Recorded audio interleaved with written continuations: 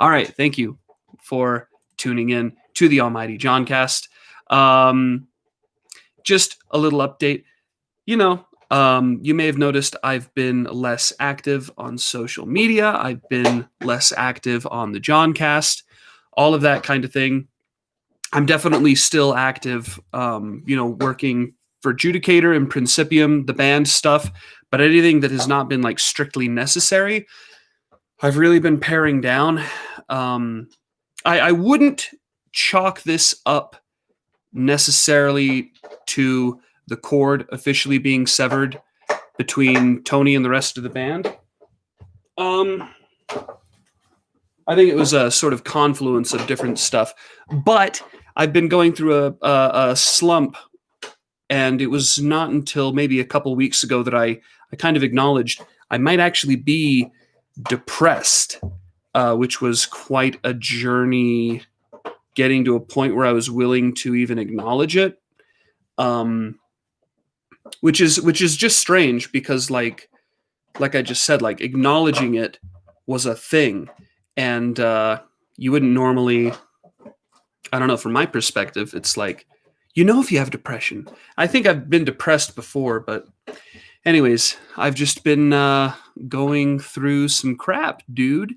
I don't know, and you see like the symptoms of depression, and one of them is like just a lack of drive or motivation, and I'm like, yeah, like that's.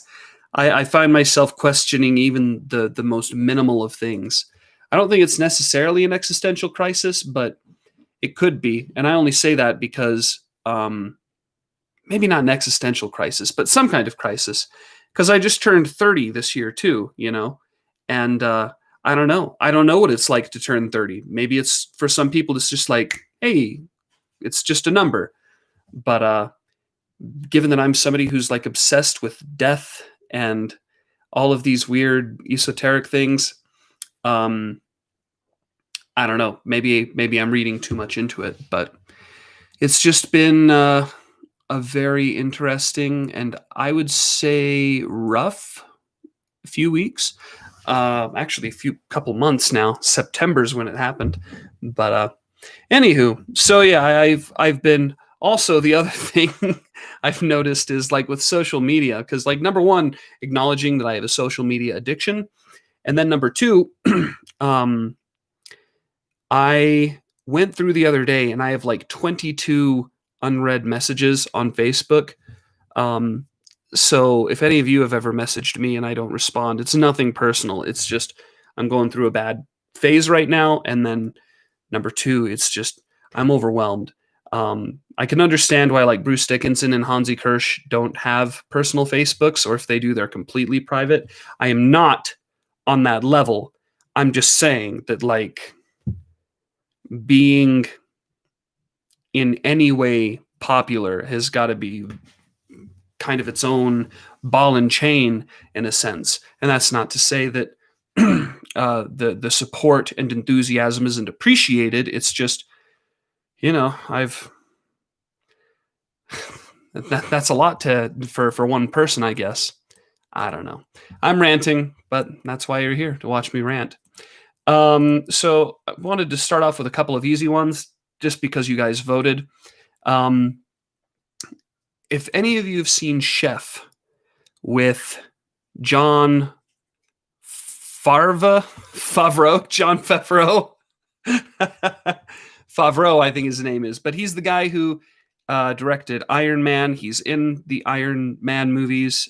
In the movie Chef, that's where I found out. I watched Chef, and then I'm like, oh, this is the guy who directed Iron Man. Interesting. But yeah, it's a really good movie. But I found out that he has a show on Netflix called The Chef Show, I think it is.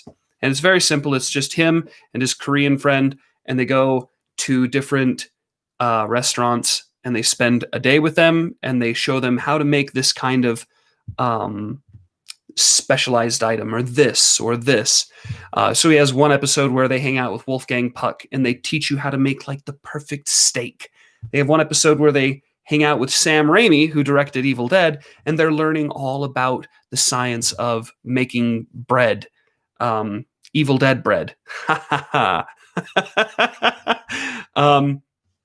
So anywho, just because I only bring that up just because Noah Todd wanted to know the key to making a quality sandwich.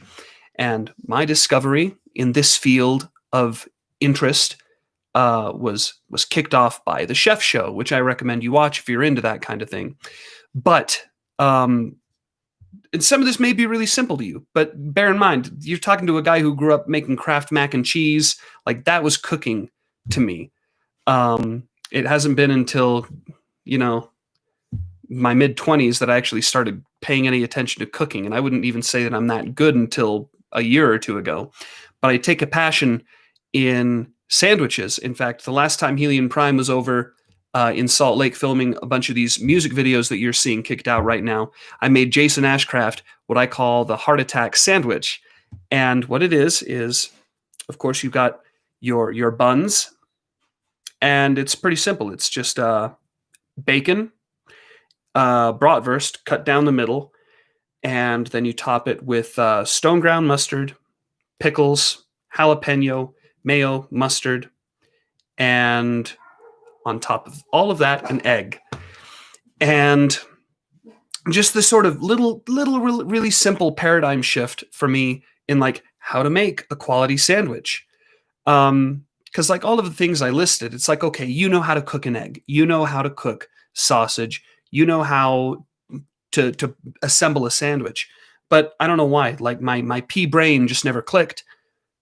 You have to butter the bun or the bread, and you have to give it a little sear. You have to cook the bread a little bit, and that makes the difference. So to Noah, I would just say the key to a quality sandwich is toasting the buns. Then you got to toast these buns. Ha ha ha. Yeah, Alexander asked Biden and Harris regarding their refusal to answer the question of whether they will pack the Supreme Court of the United States if they win.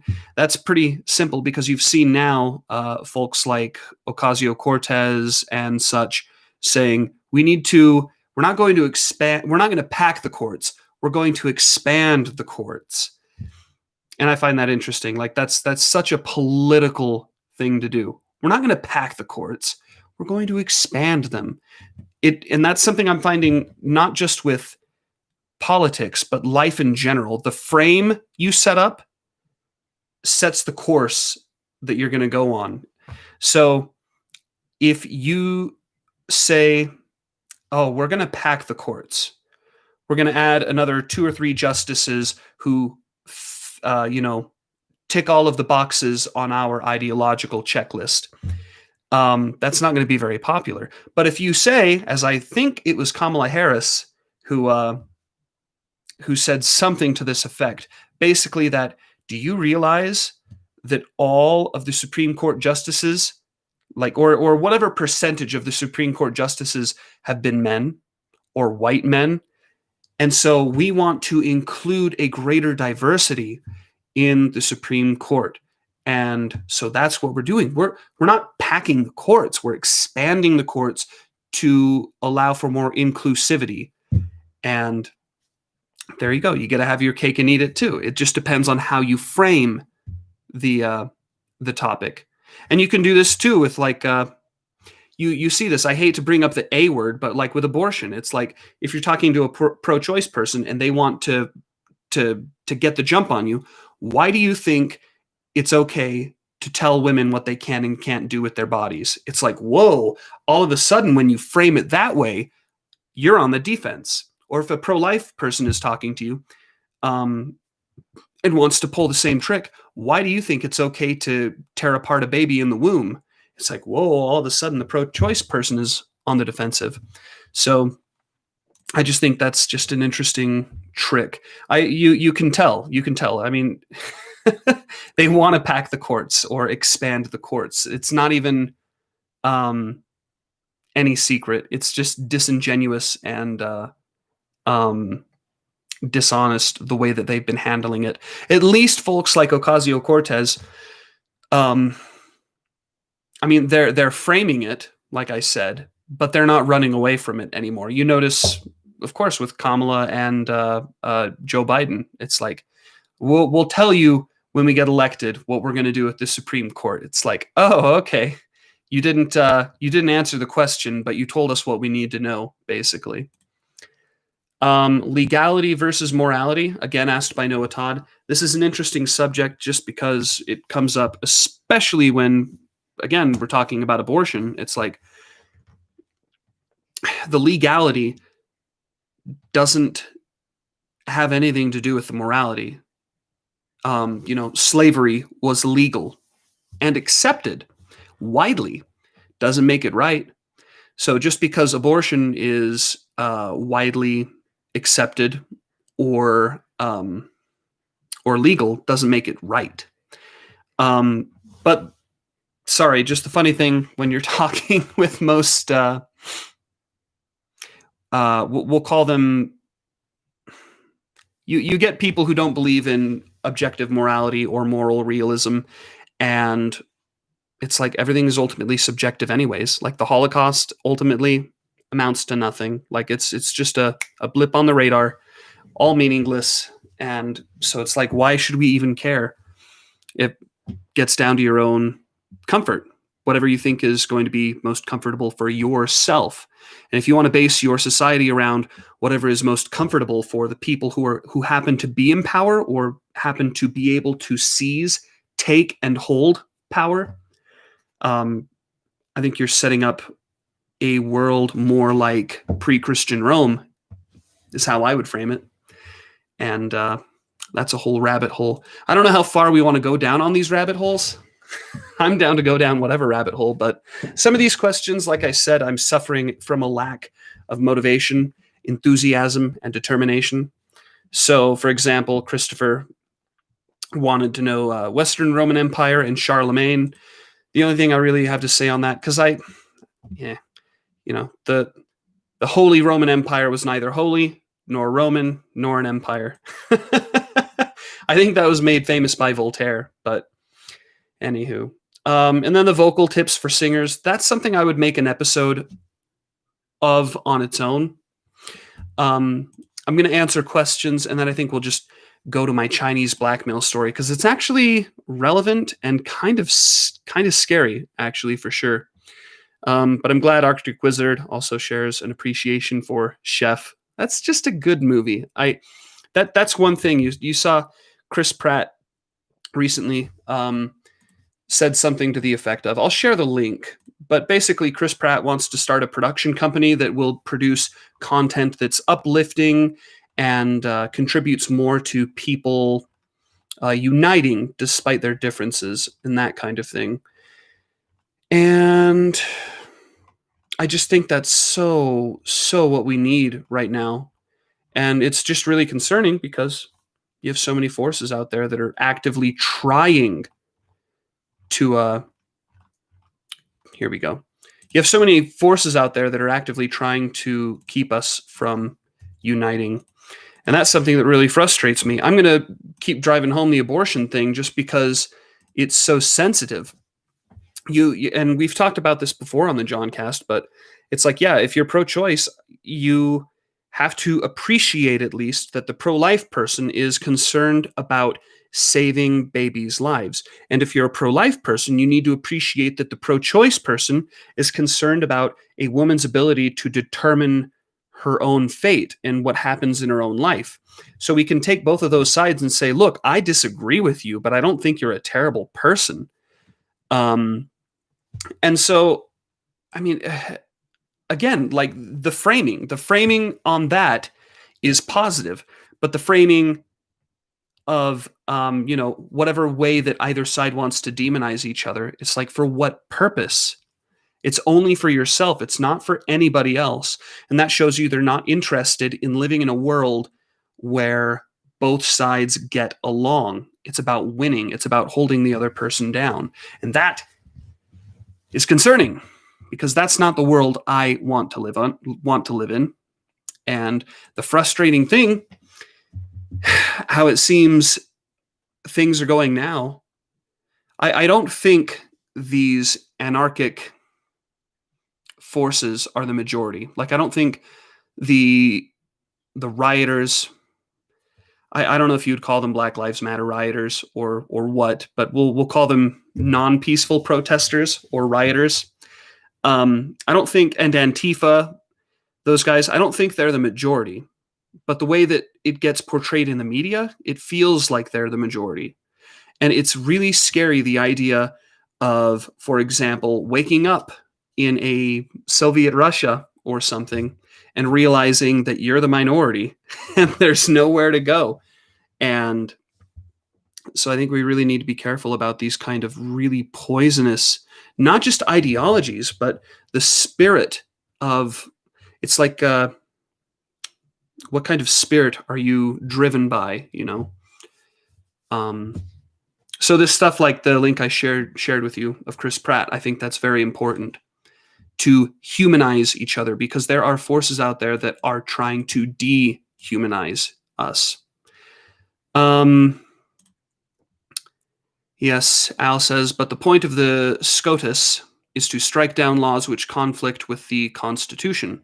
It's the last and biggest bulwark against tyranny. I would agree. What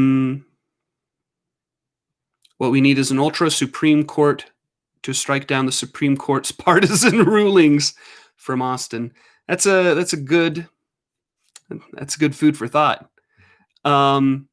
Anyways, so we'll get to my Chinese blackmail story. So I work for a proprietary trading firm. Basically, it's like an online education platform for currency trading. So if you're trading the euro against the US dollar or the yen against the Canadian dollar, the Australian rubles, whatever, like if you want to learn how to trade, come to us. So successful traders tend to be really successful, and they have a lot of money. So all of this is just to say, while I myself am not wealthy at all, I rub shoulders with people sometimes who are pretty darn wealthy. And as this whole Hunter Biden story began to snowball and develop, there were things in it that I found very familiar and also very troubling, especially because you've got these Democrats who have the slogan "Vote Blue, no matter who," and I think at what cost? And I'll explain why I feel frightened by that. And I mean, like, legitimately frightened. Not in the way that it's like, if Trump wins, we're going to lose our democracy. It's like, so much of that seems to have been hysterical, and not really out of line with any of the other terrible presidents we've had in the past, my whole life anyways. But okay, so one of these wealthy people that I spoke with said that he found himself in a position where he was asked by, I don't think it was the Chinese government, I think it was the other side. There was some kind of high stakes legal case in China, and he was asked to come in to be an expert witness because he was an expert trader. And I forget if it was him or somebody he knew, but he was talking about how, in fact, I think it was him. For the sake of the story, we'll say it was him.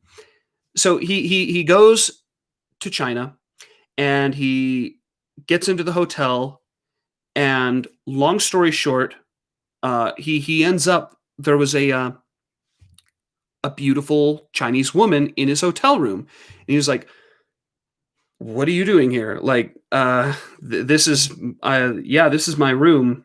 Can I help you?" And she couldn't speak very good English at all, but she found he got the hint, or he picked up that she was there for him. You know, she was there for his pleasure, for his to do whatever he wanted. She was there to satisfy him. But him being an actually a decent and loyal husband was like, no, you need to leave. Nope, bye-bye. So she left. She left the room. But he was telling me how he had, yeah, this is where the other guy comes in. So that was him, and it was the friend he was telling me about. He said he's talked to other high-level people in business, international business, and how they it's almost notorious when you're dealing with the Chinese that you have to be very careful because they'll honeypot you. They will plant cameras in your hotel room and get you having sex with a prostitute or whatever. They are very much into blackmail, and if they can get you, then they control you. And so I didn't really think anything of it until this Hunter Biden stuff started coming out. Because as it turns out, where's this story I've got? Washington Post, Washington Examiner. I tried to find more. The story's found everywhere, but if I were to use a source that's less credible, then I would come off as less credible. But this is just a story about Hunter Biden from that standpoint, and the allegations from a Chinese TV station, I think it was, saying that Hunter Biden is 100% controlled by the Chinese Communist Party. Quote, U.S. President candidate Joe Biden is 100% controlled by the Chinese Communist Party as one of the most successful political instances of the BGY program, unquote. The text in one of the videos reads, quote, he is also a target of the CCP's 3F plan, which aims to fall, fail, and fell to weaken, destroy, and kill America. And this deals also with Steve Bannon, Hunter Biden, and this other high-level Chinese guy.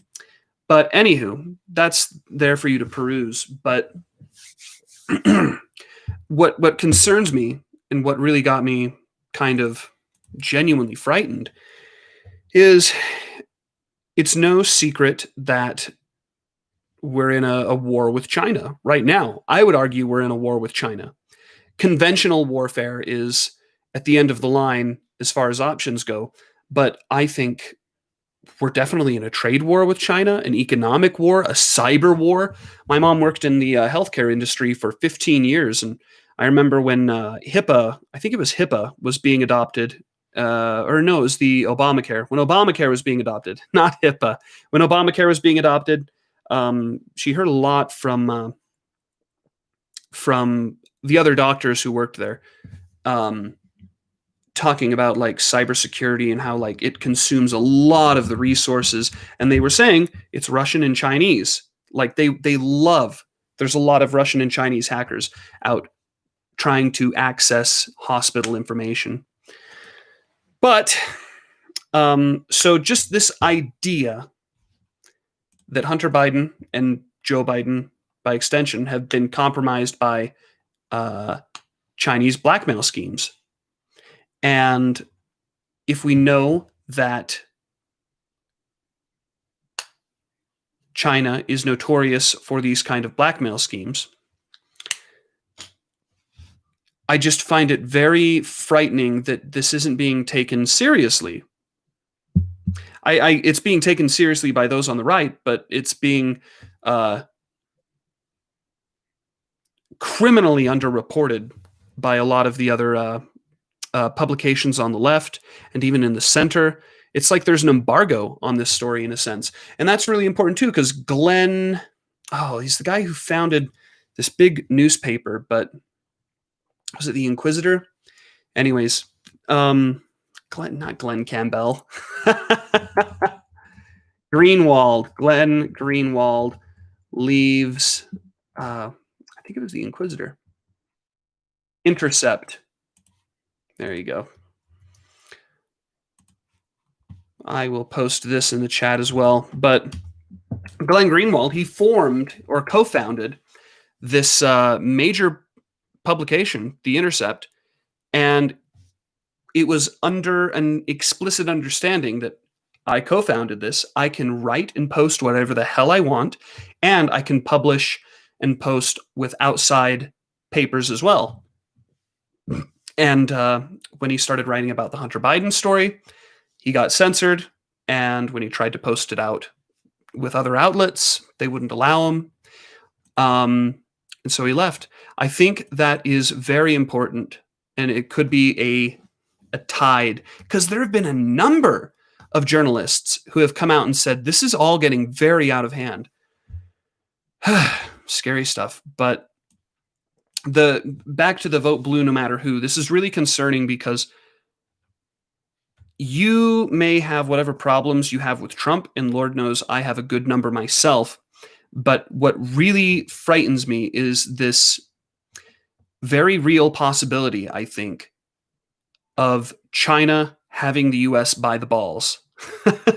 They already had us by the balls with our medical equipment manufacturing, which is something that Trump was complaining about long ago. And he ended up being vindicated because then coronavirus hit. And what do you know? We need medical supplies that are not manufactured here in the U.S. They're manufactured in China. So I just...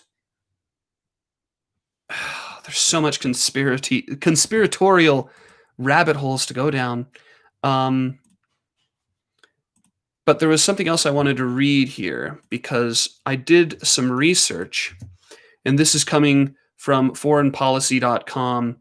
But it reads, but it would also be a mistake to underestimate Chinese espionage. If China has never had professional seducers like the swallows of the Soviet Union, it has been keen to use amateurs. The whole point of this article really is comparing Soviet espionage to Chinese, because apparently the Soviets had like schools where you would like go to learn how to seduce. They had a lot of female spies who were very good at their job, if you know what I mean.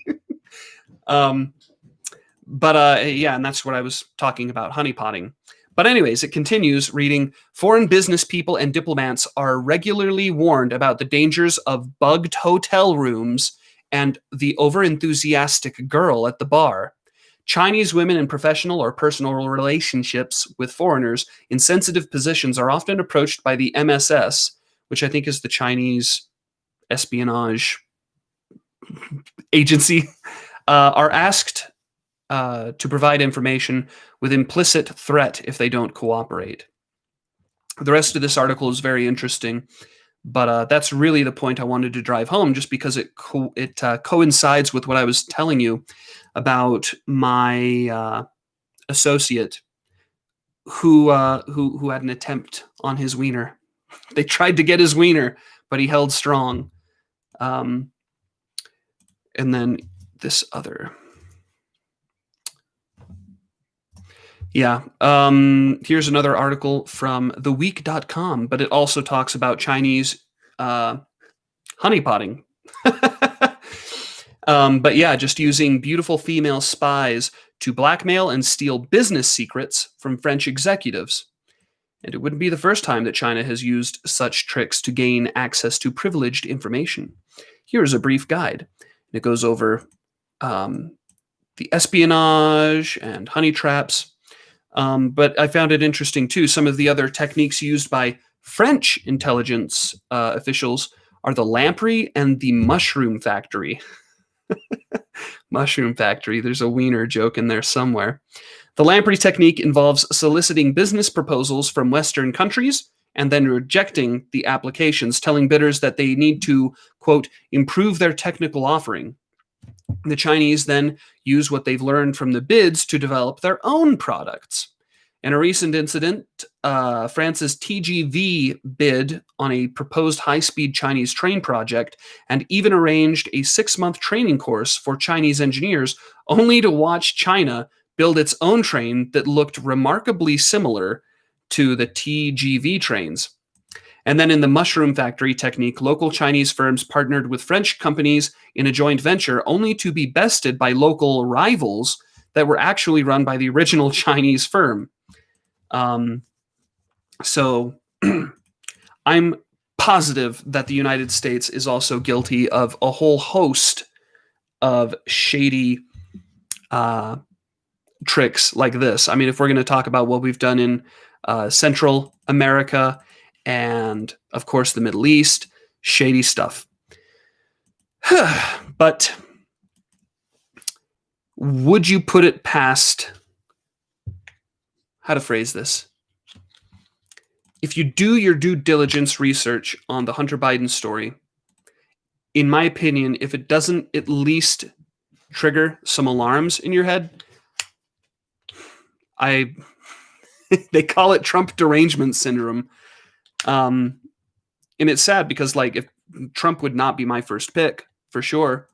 And I hate that we're constantly in this choosing between the lesser of two evils. And I don't know the way out from that. I really don't. But that, along with the, what would you call it? I think we're seeing the ways that technology makes democracy less tenable. I think democracy is something that is good for local or maybe even regional government. But as far as the executive branch goes, I'm becoming more and more skeptical of democracy in general. Anywho, I don't want to hang too much on the Hunter Biden stuff because that could get me in trouble, but it's just really, really sad. Anywho, so that's really all that I wanted to talk about, but we can sit and hang out for a little bit. I told you this is going to be kind of a shorter one.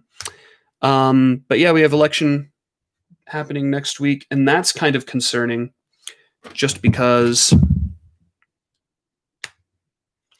my understanding, I should probably research this, but my understanding was that, well, all right, so it started out, we had all of these universal mail-in ballot being pushed as a proposal by the Democrats in particular, that everybody should mail in their votes. And that, I think, is just ripe with problems. I think that would be a horrible, horrible way to go about it.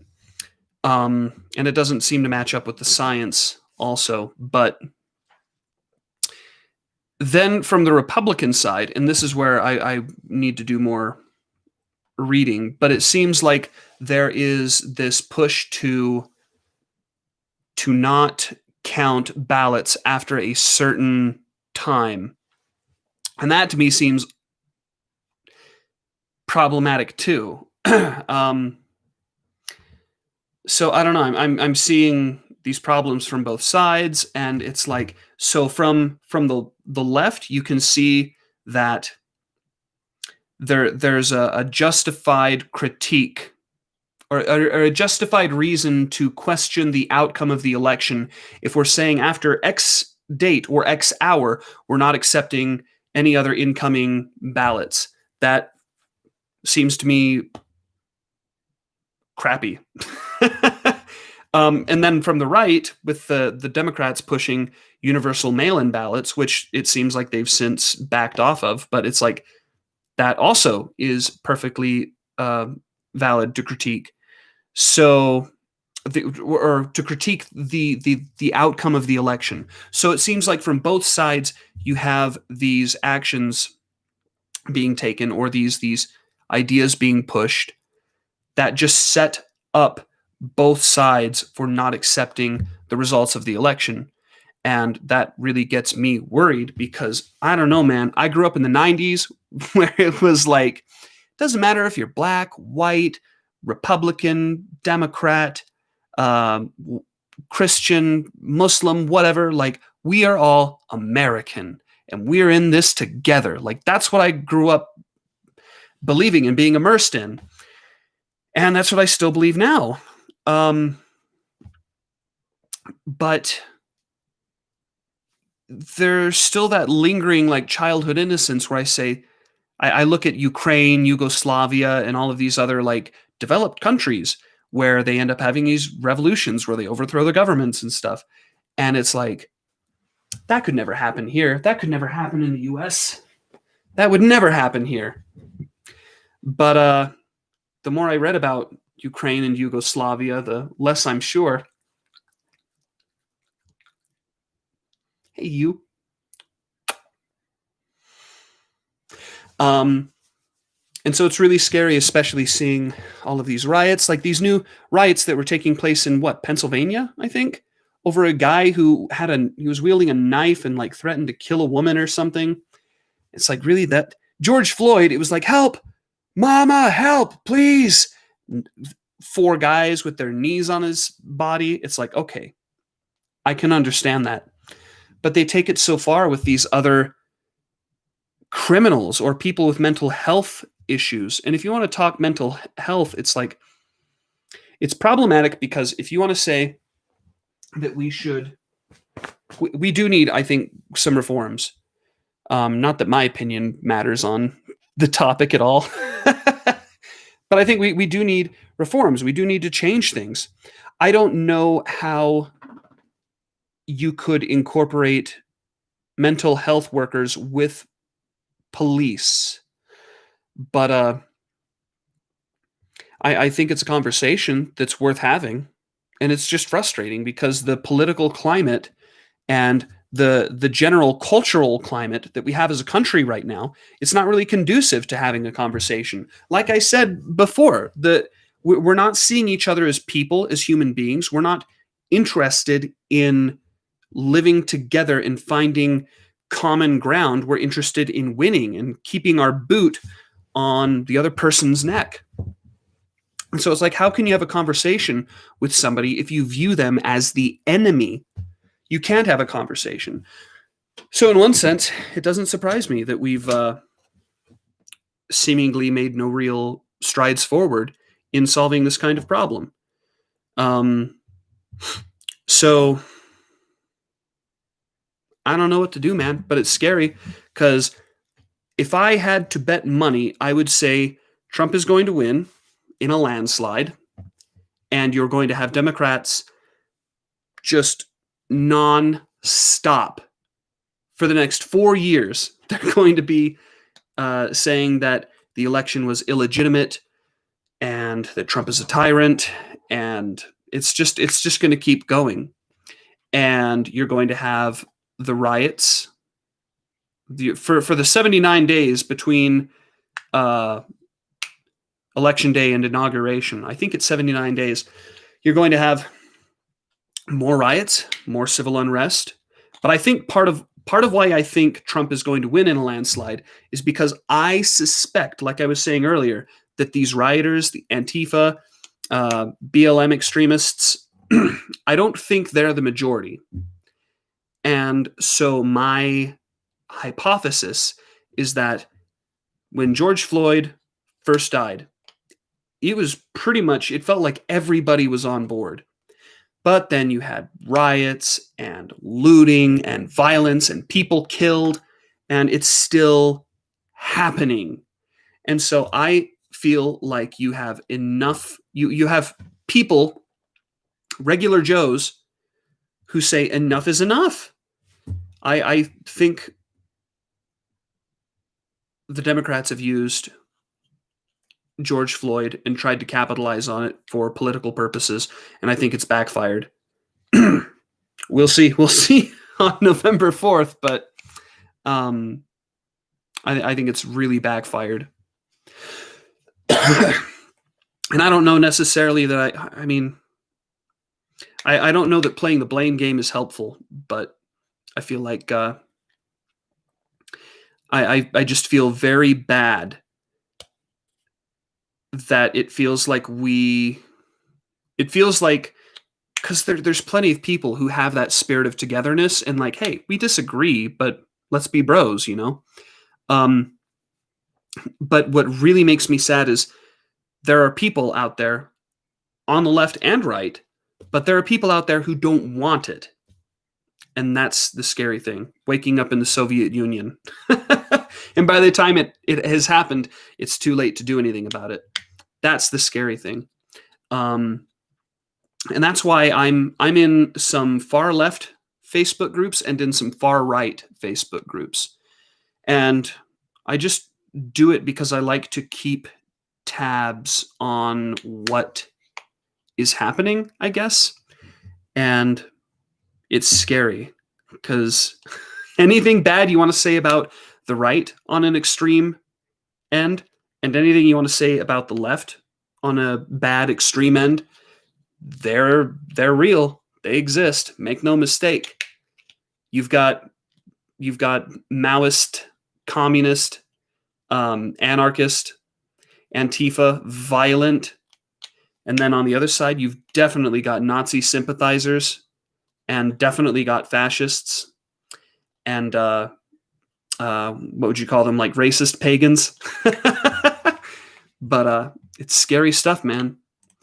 But the thing that keeps me from not going insane, and I think I'm gonna leave them because it's a poisonous thing. It's like, I was reading, what was it? It was ye olden times, and how I think it was butchers and morticians or coroners or whatever, morticians were not allowed to testify in court or something.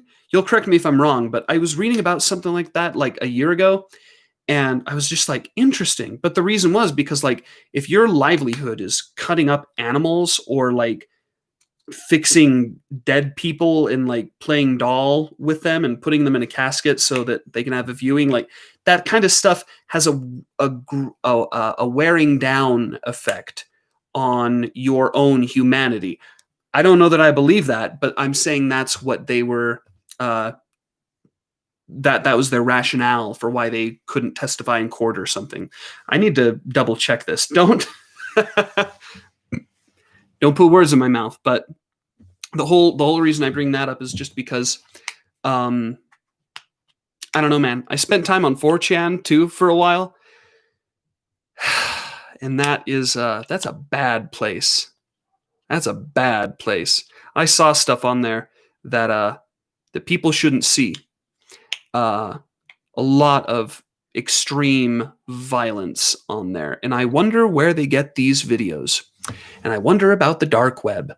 But man, I tell you too, because I heard I was listening to a Facebook moderator, and he was tasked with moderating stuff that was coming out of specifically, I think it was Central and or South America.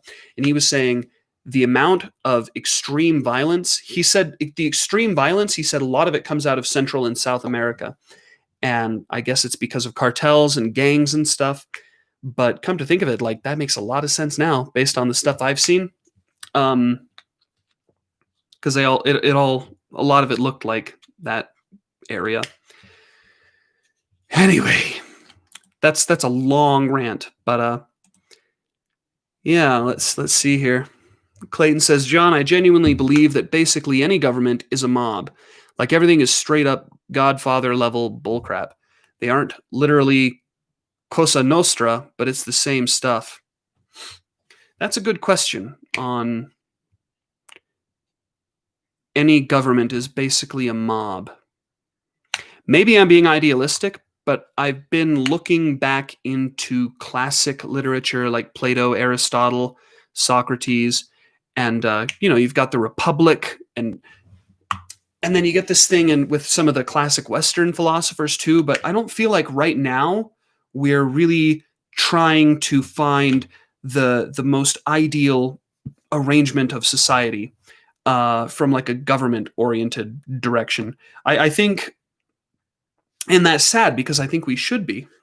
I think there are some pretty big merits to our way of doing things in the US, but I think technology is really revealing the weakness in the way that we do things as a country from the government level. And I think we're going to see that weakness amplified with the growth of countries like Turkey. The secular liberal democracy is going to be this flabby little amorphous sad blob just crying in the corner and just like whipping itself. And you've got Turkey in the corner, this testosterone fueled, jizz covered muscle man. And the little blob says, "You're xenophobic, you're racist, oh, blah, blah, blah." And Turkey comes up and says, "I don't care," and continues to smash Greece. Ridiculous example, but I think certain countries are going to grow under a paradigm that unlike the liberal Western secular democracy is going to say, yeah, we did bad things, but X, Y, and Z. And they're going to embrace their past and their tradition and their roots, and they're going to sweep things under the rug like the Armenian genocide.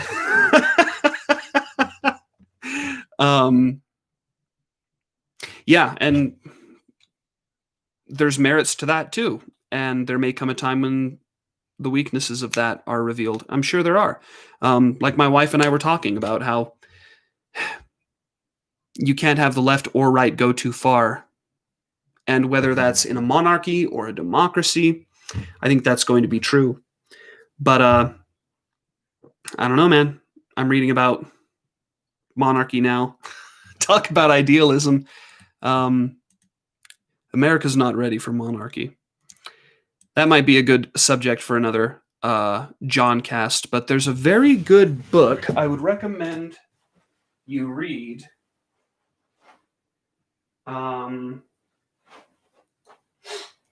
Where did it even go? Here it is. I've quoted from it before, but it's very deep. It's dense, but you can't put it down because it's so insightful. It's just packed with underlines and brackets marking stuff, but it's called Reflections of a Russian Statesman by Konstantin Petrovich Pobyedonoscev. But this was a fantastic book. Definitely recommend. Francisco says, choosing between the less evil is something we've been dealing with many years here in South America. Yeah, I believe it. And that's the worry. The worry is that the United States is going to follow down a similar path. I think if it were to look like anything, it would look like Yugoslavia or Ukraine. And that's frightening. As far as I'm concerned, as soon as the Electoral College is done away with, I am a secessionist. Arctic Wizard says, have you been to any state or local parks recently for walks? Was that addressed to me? Not really. Maybe we go on hikes sometimes, but I don't know if they were state or local parks. Why do you ask? Al says, Tim Pool recently covered Project Veritas unveiling of paid voter fraud in Texas. I can send you a link via Messenger if you'd like. I've seen it. I'm a fan of Tim Pool. In fact, Tim Pool, as far right as I've gone, Tim Pool has been instrumental in reminding me what was so attractive to me about liberalism, classical liberalism, to begin with. Because I disagree with people like Tulsi Gabbard, but that's the kind of liberal or Democrat that I can like really respect, you know, that you can have a conversation with without being strawmanned to death. So yeah, there's not only the Texas debacle, but in Minnesota with the ballot harvesting linked to associates of Ilhan Omar. Democracy, I don't know if it can work in this new age of technology. I don't believe in democracy. I think for a state level, it must be fine. And I think you probably would need something like a House of Representatives or a Senate, or both. I mean, you had a Senate with Eastern Rome and Rome, Byzantium. Although the further along into the empire's history you go, the Senate becomes more symbolic than anything, but It's possible. It's been done before. And the Eastern Roman Empire lasted, what, close to 1,400 years? So, of course, you would say they lasted 1,000 years under Christ, but because they converted in late 300s. Anywho, and then Al says the ideal of we're all American. It's a major part of why Trump's base is so fervent. Say what you will about Trump, but he is proudly, bombastically American. Yeah, and I think that's great. I think if everybody, see, that's the thing. It used to be everybody put a smile on their face and USA, USA. But then,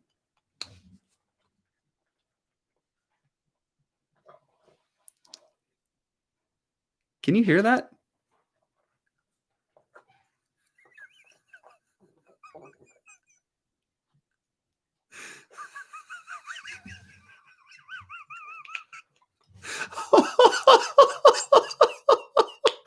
Oh, I'll be reading or something, and I'll just hear like just licking your nutsack, huh? Yeah, licking your ding dong. I'm glad he's not much of a kisser, because he's not the cleanest boy, or maybe he is really clean. You know, he's actively grooming himself. But yeah, the more we go down the road of we have to hate ourselves as a nation, we have to hate the country. It's like, yeah, we did bad things, but good example. If any of you watched Joe Rogan's podcast recently with Kanye West was saying, he was talking about his disagreements with the way that Black History Month is handled, and his complaint oriented around the way that we portray Black history. He was saying that Black history is portrayed as the Black people are slaves. And when they show you images of Black history, it's people getting hosed down in the streets and police dogs biting you on the ass. And it's all of this struggle and just victim, victim, victim, victim, victim. And Kanye was saying how it's tough to do two things. It's tough to build up a positive identity of yourself, because your identity of yourself is tied to your identity in a broader context with we'll say your heritage, your ancestors. So if you come from a line of slaves, and if you come from just a poor, downtrodden victim class, that's who you are. You're a slave. You're a victim. And Kanye was talking about how the second thing, he was talking about how this changes the perception on race relations too. Because who's on the other end of that hose or dog leash? It's the white man. And he was saying I know real thugs, real guys who have guns and stuff, and they're real hard guys, but he says they're afraid to go downtown because that's where all the white people are. So there's something to be said for acknowledging, this all ties together. There's something to be said for acknowledging the bad that you've done or the bad that's happened to you, but that can't be the final sentence. That can't be the landing mark. You have to end with something positive. You have to end with Black entrepreneurs, Black kings and politicians and doctors. I don't know what they get taught in Black History Month. I graduated high school before they really started doing anything about that. But if what Kanye West is talking about is the way that it goes down, then I disagree with it. Because I can only imagine what it would be like to be a Black child growing up being taught, this is where you come from. Because for us white people, it's like, oh, you have King Arthur, and you have General Patton and George Washington and Napoleon Bonaparte. And I imagine even like the Arabs are like, we have the pharaohs of Egypt, and we have the great sultans and caliphs, and black people, you're slaves. That's it. It's like there's more to it. There's more to it. I think the black community has a lot to be proud of. So yeah, it's just interesting to me the way that kind of thing can affect you on a personal level and affect the race dynamics of an entire country. One other interesting thing that Kanye said was, he was like, when I'm listed in like a top 10 wealth list, he's like, they always say it's the top. I'm number 3 on the top 10 wealthiest black men in America. And he's like, why do you put me in the top 10 wealthiest black men? Why? Because if it was a top 10 list of the wealthiest Americans in general, none of the black guys would even be on the list. And it's like, maybe that's true. I'm not necessarily ascribing a nefarious motivation to that if it were the case. But if you treated it honestly, or if you framed it in that way, I forget the point Kanye was making, but for my own point, it's like, I don't know. I don't know where the line is between saying like, yes, we have we have a dating app for black people only, and where's the line between that and we have an Ivy League university only for black people? It's like somewhere in the line, somewhere in between that spectrum, it becomes racist, you know? Jason asks, did the dog fart? No, he was going down on himself. What can I say? I have a very sexually active dog. Oh man, I have stories. They're so gross, man. Should I tell a gross story? May as well. You're here. I may have told this story already, but if not, it's a good one. It's really bad. So neither of my dogs are neutered. I don't like when people say fixed, because I'm like, there was nothing wrong with them to begin with. You're great just how you are. Daddy's not going to cut your balls off. Don't worry. Daddy's not going to get you fixed. Don't worry, sweetie.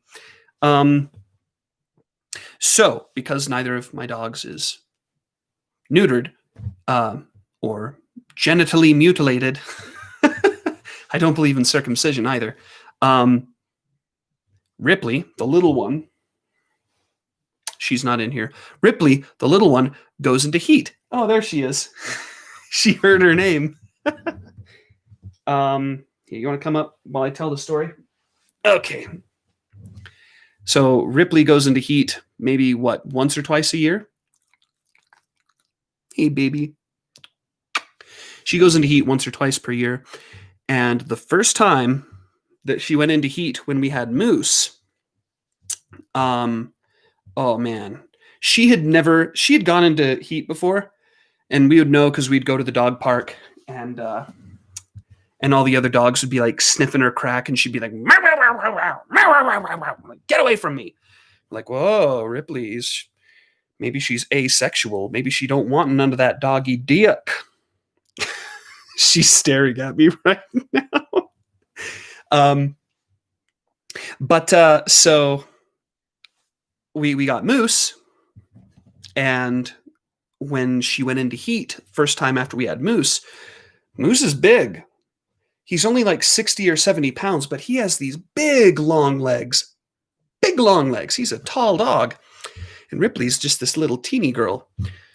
So she gets into heat, and all of a sudden she's like backing into Moose. She's like backing into him and like licking his member, getting all up, trying to prime him. Like, hey, come on, let's do this.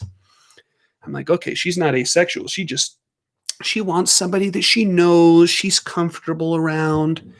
She don't want to get in bed with no broho. But so Moose, reacted very positively. He was like, "Oh." Didn't take him long to catch up on what sex is, because pretty soon he was trying very comically trying uh, to make contact, let's say, with Ripley, and it couldn't happen. It's just he's too tall, and he's not smart enough to like. What is he going to do? Get on his knees, and she's going to get up on a pillow? Like they just no hump. That's all they know. So we kept them separated because sometimes Moose would be too rough on her and hurt her, but then she'd be like, no, I'm okay. Let's keep going. But what ended up happening is we didn't know what to do. Like we tried keeping them separated, and we're like, maybe if we just let him do it or like try, he'll get tired and then like stop. Or maybe he will, you know, just realize that he can't do it and he'll stop. Like, I don't know. Our minds were so fried with the constant attempts and the constant whining and crying and trying to hump. So we were like, screw it. Let's just let him, maybe he'll tire himself out or something. So, okay, he goes. And she's like, oh yeah, let's do this. And he starts like humping just the air above her. And it looks funny. But then he starts coming on her back. And it's like a fire hose. He had it held in for so long. It was all over her back. And all over the floor to the sides. It was so terrible. Oh my gosh. And so immediately I'm like, ah! And I run and I grab Ripley and I like put her in the sink, and I take the shampoo that we have there, because I wash my hair in the sink sometimes, and I just like douse her in it, and I just like spray her down, and I'm like, ah! And Moose comes over and he's like, why did you take her away from me? Oh my gosh. We had dog come on the floor. It was so bad. So bad. Why am I talking about this? What got me on this? Liberal Western democracy. It's like a poodle trying to hump a Havanese dachshund. But yeah, Al says, I like liberty. I don't want to see liberty die, and I will do what I must to defend liberty. Yeah, I mean, when I critique liberal Western democracy, I'm not necessarily attacking classical liberal ideas. I'm not attacking the West. I'm not even attacking democracy. The ideas I'm playing with now is the incompatibility of all of these different gears we have working in our country in the same way that they have been prior to this technological age and prior to some of the subversive movements that have popped up. So there you go. I said earlier that I don't think we are really interested in finding the ideal arrangement of things, the ideal arrangement of government. We're not interested in that kind of thing. I feel like we're still feeling the effects of the 1900s, of this conflict between communism and fascism, and things have gotten rebranded, and which makes it confusing, because if you call somebody on the left a fascist, they're like, you can't do that. And I'm like, damn right I can, because you're acting awfully fascist right now. Anyways. Oh, no. Okay. Yeah. Anyways, it's been an hour. I don't know how much more we can cover. Anything else you guys want to cover? I didn't want tonight to be a terribly long one. But maybe I can talk a little bit about some other stuff. Yeah, just give an update on the bands and stuff. Oh yeah, so Judicator, we released a music video for Let There Be Light. What happened is in August, we basically just said we don't want Tony leaving to cripple us as a band. And we're like, okay, I mean, we got talking and organized, and it's like we're not crippled, but the people will think that we're crippled after Tony leaves. If we're just like, oh, Tony left, and now we're a tight band, but there's nothing happening because we can't play shows.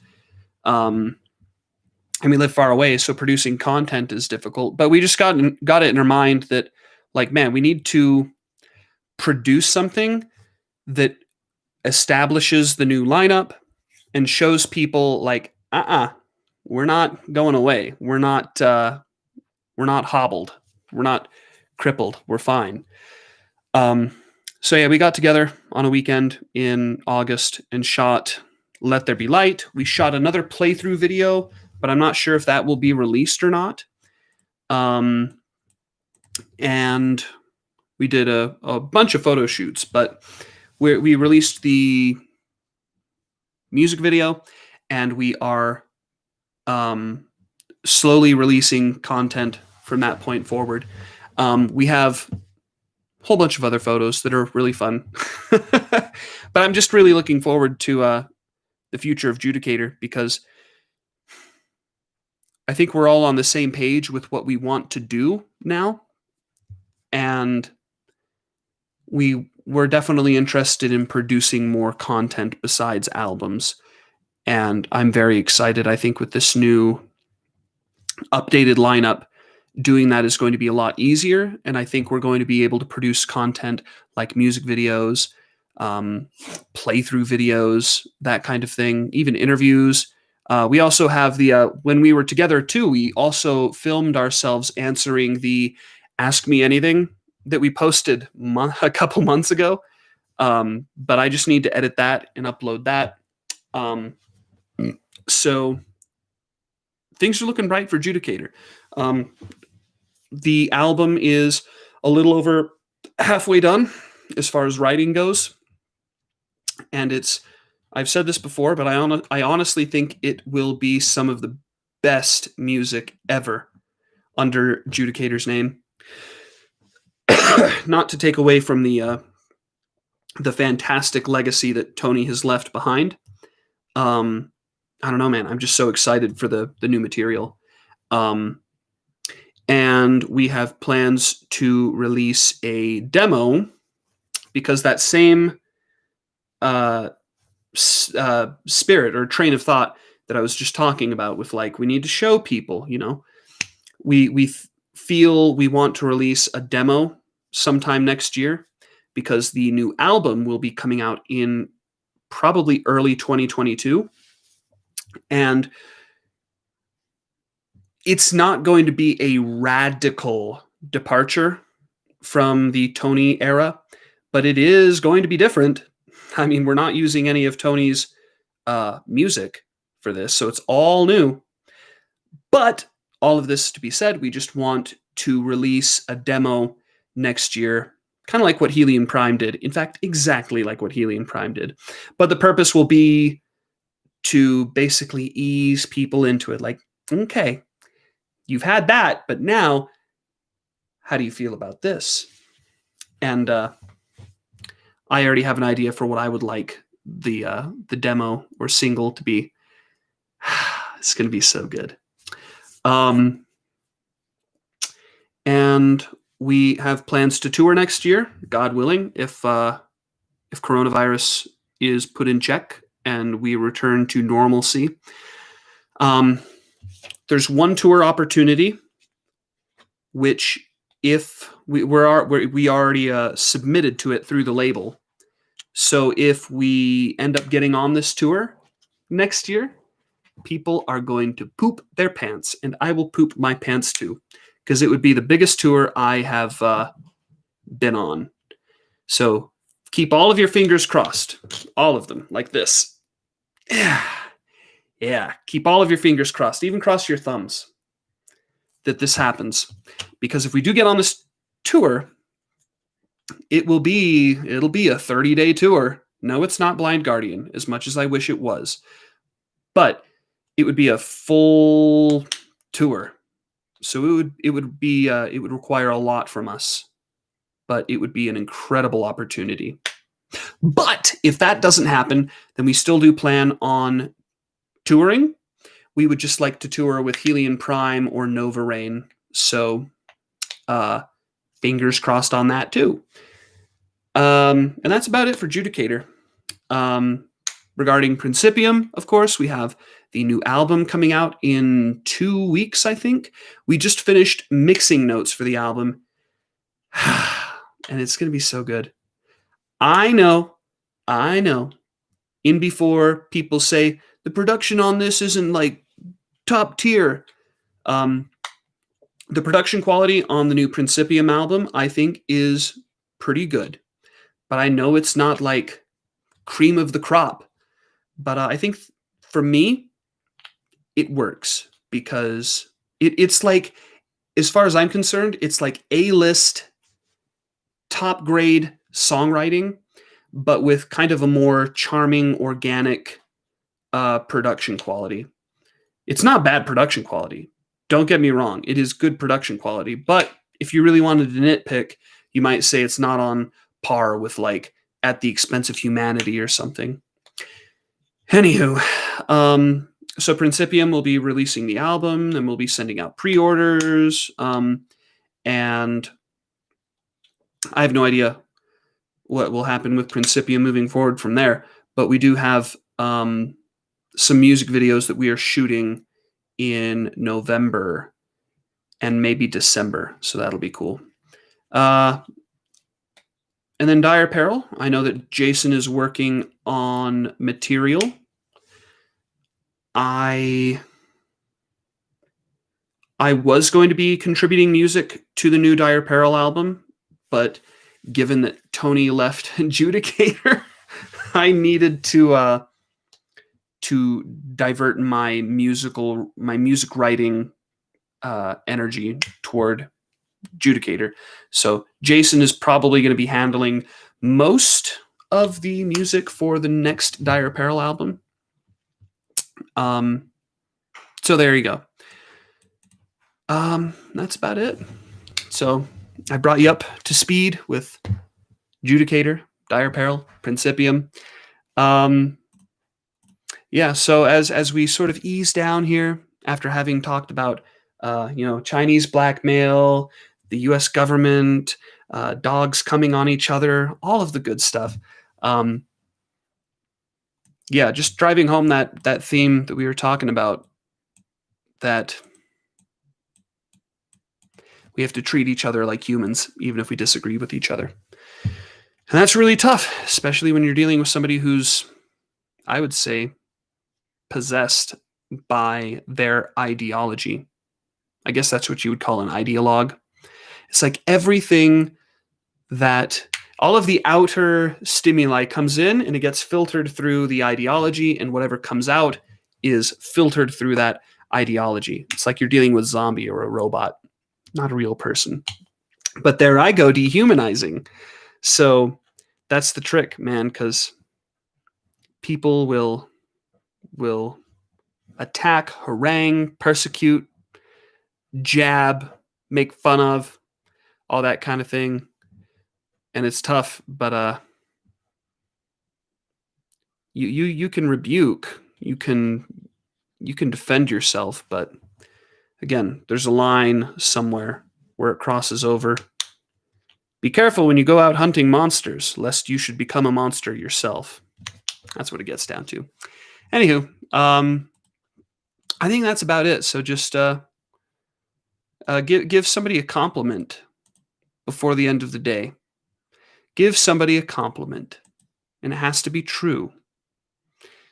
So that's all I have to say. Anything else from you guys? I have these. The last thing I'll say, just because I've recently moved my desk, and you guys might get a kick out of this if I can find it.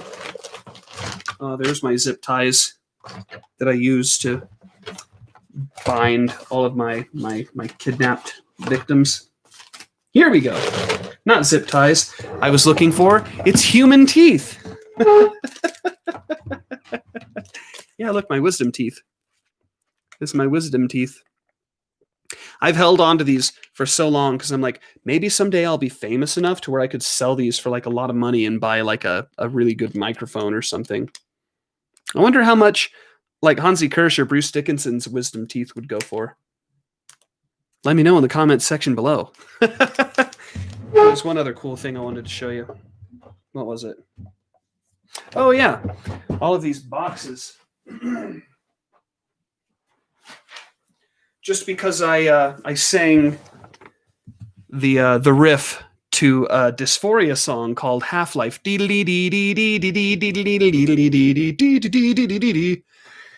And that album is 6 years old now, but the first lyric sheet for Half-Life, 2111, Earth has died. I have a whole bunch of stuff like this. If I ever do get famous, I've got plenty of stuff to auction off. That would be super cool. Anywho, yeah, that's about all. My voice is shot anyways, but take care. Have a great night. Don't forget to give somebody a compliment, and I hope you guys have a great night.